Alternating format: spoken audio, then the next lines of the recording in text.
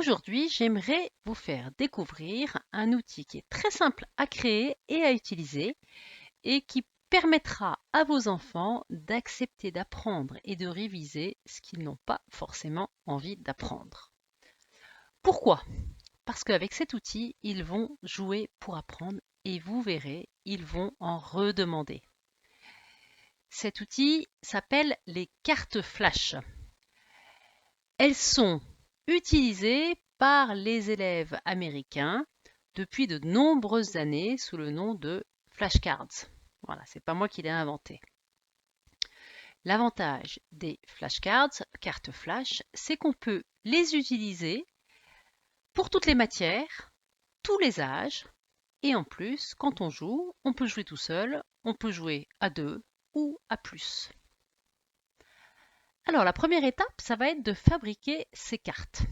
Pour cela, je vais faire appel à mes deux petites assistantes préférées, Cassandre et Marine. Cassandre est en CE2 et pendant le confinement, comme tous les enfants de son âge, elle fait l'école à la maison. Donc, elle doit réviser certaines notions qu'elle avait déjà apprises et puis elle en apprend de nouvelles. En particulier, elle a des nouvelles tables de multiplication à apprendre, mais elle doit réviser les anciennes, ça fait pas de mal. Elle a aussi du vocabulaire d'anglais à apprendre, à réviser, et de la conjugaison, des notions de géographie. Voilà, plein de matières, plein de choses à apprendre, plein de choses à réviser. Ma deuxième petite assistante, c'est Marine. Marine est en CP et elle doit apprendre des tables d'addition, du vocabulaire d'anglais. Marine, elle est en CP, donc elle ne sait pas aussi bien écrire que Cassandre. Mais elle va faire les cartes flash en fonction de son niveau de lecture et d'écriture. Alors toutes les deux, elles sont très futées. Et elles ont choisi de changer de couleur de feutre pour chaque matière. Et donc chaque jour d'école, il y a des nouvelles notions à apprendre. Alors, chaque jour, elles fabriquent de nouvelles cartes sur toutes les nouvelles notions à apprendre. Et puis, ensuite, on s'amuse, on joue, toute seule, à deux ou à plusieurs, pour réviser et mémoriser à long terme. Mais avant ça, elles ont fabriqué chacune leur boîte pour ranger les cartes et aussi pour jouer. En plus, ça a permis de faire une petite activité bricolage qui les a occupées pendant que papa et maman étaient en télétravail. Chacune sa méthode. Cassandre a choisi de faire 3 boîtes, mais Marine a préféré prendre une seule boîte et faire 3 petits compartiments. Maintenant, elles vont vous montrer comment jouer. D'abord, chacune de son côté, on peut jouer tout seul. Au début, toutes les cartes sont dans la boîte de gauche. Je prends la première carte et je donne la réponse.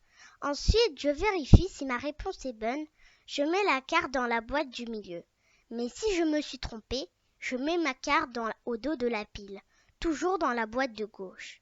Quand j'ai réussi à mettre toutes les cartes au milieu, je recommence. Si je réussis, je mets la carte dans la boîte de droite. Mais si je me trompe, je remets ma carte dans la boîte de gauche. Et quand ma boîte du milieu est vide, je recommence avec les cartes qui sont reparties à gauche. Et je continue jusqu'à ce que j'ai réussi à mettre toutes mes cartes à droite. Et quand elles sont toutes à droite, ça veut dire que j'ai réussi à les dire 2 fois de suite. Donc je les connais bien. C'est trop bien parce que quand j'apprends comme ça, j'ai l'impression de jouer. Maintenant, avec Cassandre, nous allons vous montrer comment jouer à deux avec les cartes flash. Ici, c'est le jeu de la bataille. Donc d'abord, Cassandre va distribuer le paquet des cartes qu'elle doit réviser entre nous deux. Ici, nous avons 10 cartes, donc 5 chacune. Une fois que c'est fait, nous allons chacune disposer face à l'autre notre première carte. Et là, je dois vérifier si je connais la carte qui vient du paquet de Cassandre et Cassandre doit vérifier si elle connaît la carte qui vient de mon paquet. Si elle ajuste, et que j'ai faux, elle prend les 2 cartes. Si j'ai juste et qu'elle a faux, c'est moi qui prends les 2 cartes. Si nous avons toutes les 2 faux, je prends sa carte et elle prend ma carte. Si nous avons toutes les 2 justes, dans ce cas-là, il y a bataille. Donc les 2 cartes restent sur la table et nous allons chacune mettre une nouvelle carte sur la carte. Et on recommence. Si j'ai juste et que Cassandre a faux, c'est moi qui prends les 4 cartes. Si Cassandre a juste et que j'ai faux, c'est elle qui prend les 4 cartes. Si nous avons toutes les 2 faux, je prends ces 2 cartes et elle prend mes 2 cartes. Mais si nous avons toutes les 2 justes, à ce moment-là, il y a encore bataille. Et ainsi de suite, jusqu'à ce que l'un des joueurs n'ait plus de cartes. Et dans ce cas-là, celui qui a toutes les cartes est le gagnant. Maintenant, à vous de jouer.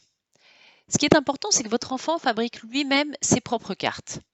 Vous avez compris, c'est déjà une première étape de la mémorisation.